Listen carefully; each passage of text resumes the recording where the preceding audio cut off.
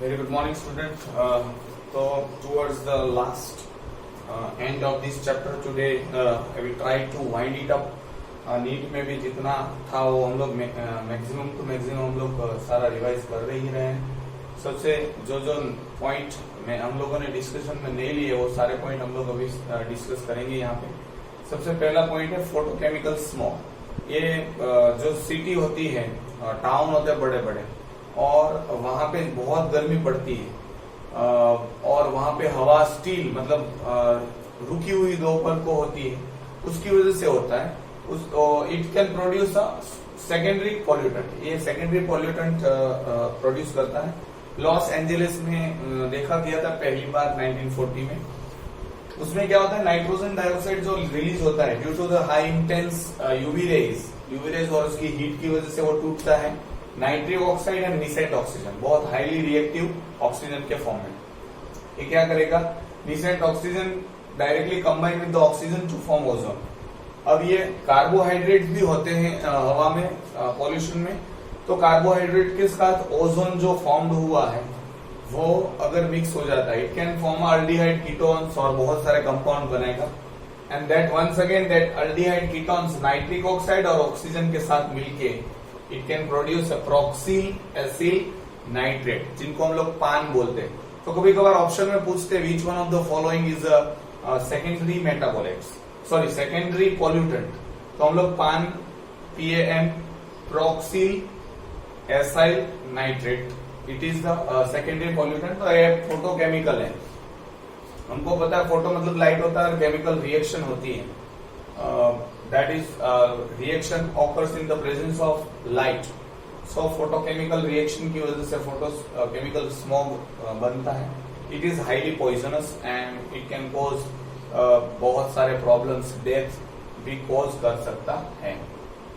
Next is Montreal Protocol। हमको पता है, ये भी हम लोग पढ़े हैं। Montreal कनाडा में ग्रीन हाउस गैसेस का कुछ ओजोन डिप्लीटिंग सब्सटेंस का बैन के लिए हम लोग 1987 और ये ईयर आपको याद रखना है। अगर इरिगेशन हम लोग दो पढ़े थे, erosion and salinity of the soil.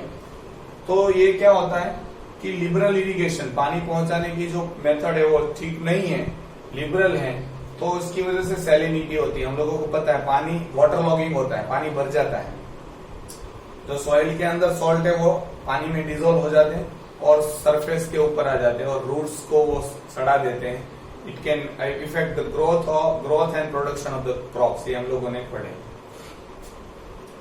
Disinfect drinking water, पानी को क्लीन करने के लिए डिसइंफेक्ट करना है विदाउट माइक्रो ऑर्गेनिज्म। तो बहुत सारी चीजें हम लोग इस्तेमाल करते हैं। ओजोन इस्तेमाल करते हैं, क्लोरीन Cl इस्तेमाल करते हैं, क्लोरामीन इस्तेमाल करते हैं। इवन यूवी रेज, जो हमारे घरों में आरओ प्लांट है उसमें हम लोग यूवी रेज इस्तेमाल करते हैं। फिनाइल हम लोग इस्तेमाल नहीं करते। तो विच one of the following is not use in drinking water, cleaning the drinking water, disinfecting the drinking water. तो हम लोग का ऑप्शन आता है फिनाइल, जो हम लोग इसका यूज नहीं करते, बाकी तीन का करते हैं। इवन यूवी रेज का भी हम लोग इस्तेमाल करते हैं।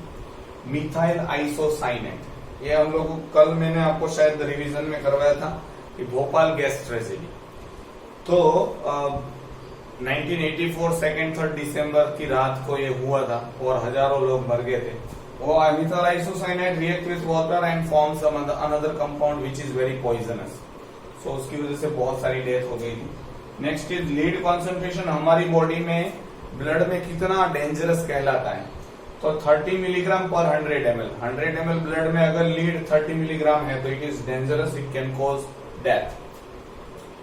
वाटर पॉल्यूशन का इंडिकेटर कौन है, ये तो अभी इस साल 10th साइंस के पेपर में क्वेश्चन आया था। सेम क्वेश्चन है, वाटर पॉल्यूशन का इंडिकेटर आप क्या मानेंगे? अगर कोई भी वाटर पॉल्यूटेंट है तो कौन इंडिकेटर है? That is Escherichia coli. और इस्टेरेशिया कोलाई अगर पानी में मिल जाता है that means that water can contain faecal matter of human का एक्सक्रीटा उसमें मिक्स हो गया होगा due to percolation, due to gutter का जो भी कनेक्शन कहीं पे, तो इस्टेरेशिया कोलाई प्रेजेंस ऑफ। और आप ये पढ़ चुके हैं शायद डाइजेशन एंड एब्जॉर्प्शन में, ठीक है। वहां पे सीकम में faecal matter anaerobic bacteria E coli शायद आपको मतलब रिमाइंड रिकैप हुआ होगा। नेक्स्ट इज फ्लोराइड पोल्यूशन से क्या हानि हो सकती है। हमको पता है हमारे दांत, इसलिए फ्लोराइड टूथपेस्ट आती है तो दांत जो है उसका डिफॉर्मिटीज होगी, दांत जो ऊपर का एनामेल है वो भी सड़ जाता है। तो इस तरह से टीथ प्रॉब्लम्स आते हैं by the fluoride pollution. Next is sound intensity. ये तो शायद आप पढ़े होंगे 9th 10th 8th 9th में शायद। तो हम लोग जो कानाफूसी करते हैं मतलब कान में बोलते हैं या फैन की आवाज, ये है 10 to 20 dB, 30 to 60 dB। Normal conversation दो लोग जब बात करते हैं, चिल्लाने की बात नहीं कर रहे हम लोग, शांति से बात कर रहे हैं, तो 30 to 60 dB। 70 to 90 dB road traffic जो होता है, आप ट्रैफिक में जाओ फंसे तब जब हॉर्न की आवाज आती है, सब ये 70 to 90 dB के। और 90 के अब फ्लाई जेट, एरोप्लेन्स, रॉकेट्स, इन सब की up to this can be bear, हमारे कान उनको थोड़ा बहुत सहन कर सकते हैं। 90 के ऊपर हम लोग कान बंद कर देते हैं। 122 सीधा it can even ear drum जो है, टिम्पैनिक मेम्ब्रेन जिनको हम लोग बोलते हैं, जो हिलती है टिम्पेनम, फट जाएगी और या तो परमानेंटली आपका जो हियरिंग एबिलिटी है वो लॉस हो जाएगी। So these are the certain problems. और साउंड इंटेंसिटी डीबी याद हो तो it is the measurement for the sound intensity. Even आपने DU शायद मैंने बताया था, DU is Dobson unit in which the width of the ozone can be measure. DU Dobson unit, वो भी याद रखें। मिनीमाता डिजीज, मिनीमाता मतलब कोई बिल्ली बिल्ली की कोई कहानी नहीं है, मिनीमासी એવું કઈ છે नहीं। मिनीमाता डिजीज जापान में हुआ था सबसे पहले।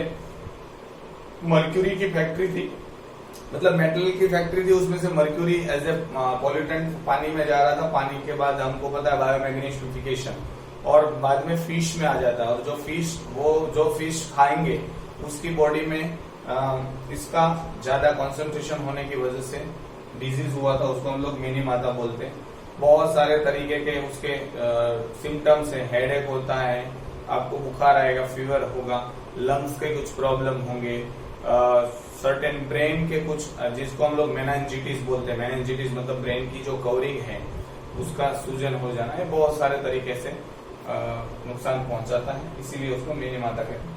सुपरसोनिक जेट, जो देखो ओजोन डिप्लीशन तो बहुत सारे सब्सटेंस कर सकते हैं, उसमें हम लोग मेनली CFC को मानते हैं।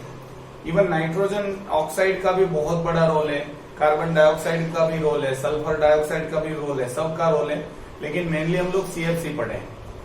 तो जेट, सुपरसोनिक जो जेट होते हैं, मतलब जो हवाई जहाज बहुत तेज होते हैं, जो मिलिट्री में इस्तेमाल होते हैं, उसमें से बहुत सारे जो कंपोनेंट है वो रिलीज होते हैं और they can deplete the ozone layer, तो उसकी वजह से वो ओजोन को हार्म पहुंचाते हैं। फुल फॉर्म याद रखना है MAB, that is man and biosphere programme. ये UN, यूनाइटेड नेशंस ने लॉन्च किया हुआ प्रोग्राम है, जिसके तहत हम लोग बायोस्फीयर को और इंसानों को बचाएंगे पॉल्यूशन से। तो पॉल्यूशन कम करने के लिए एक प्रोग्राम था जिसको हम लोग man and biosphere programme, MAP शायद ऐसा कुछ प्रोग्राम था। ओजोन होल कहाँ पे दिखाई दिया? सबसे पहले 1980s में मालूम हुआ कि ओजोन होल हो गया है, स्पेसिफिकली एंटार्क्टिका के ऊपर है, क्योंकि नॉर्थ पोल साउथ पोल अर्थ घूम रही है, तो सारा जो हल्का गैस है मतलब वो उधर ही चला जाता था। तो वहां का क्लोरीन भी हल्का है, CFC भी हल्का है, तो उधर चला जाके उन्होंने क्लोरीन ने ओजोन के साथ रिएक्शन करके उसको डिप्लीट कर दिया। कार्बन डाइऑक्साइड का कॉन्सेंट्रेशन हम लोग हमेशा बोलते हैं 0.03, लेकिन एग्जैक्ट वैल्यू, ये तो बहुत साल पहले की बात है, एग्जैक्ट वैल्यू पूछेंगे तो 0.0314, राइट। ये शायद आपको याद हो तो पाई की वैल्यू है 3.14, तो इससे याद रख सकता है, पाई मतलब carbon dioxide. Next is ozone depletion, maximum किसने किया है अब तक दुनिया में? तो हमारे सामने सबसे बड़ा और सबसे डेवलप कंट्री, जिनको हम लोग सुपर पावर भी बोलते हैं, वो है USA। USA ने सबसे ज्यादा ओजोन डिप्लीशन किया है और ओजोन डिप्लीशन गैस रिलीज किया है उसकी वजह से।